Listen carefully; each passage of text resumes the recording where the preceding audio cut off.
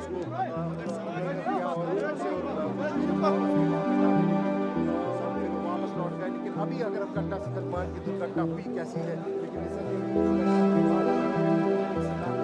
मचा है और जो हालात नहीं देखा, ये उधर से आ गया फिर इधर गिर गया, ये ब्लास्ट हो गया इसका।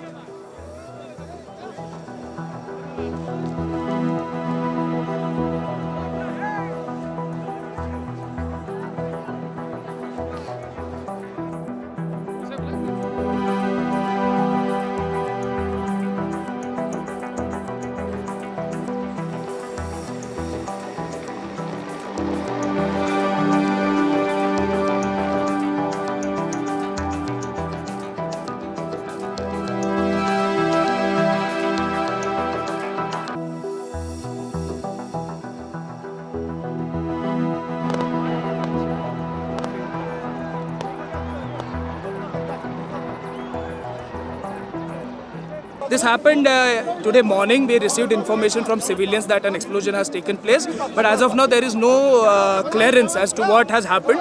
The technical team from Indian Air Force has arrived. They are ascertaining the facts.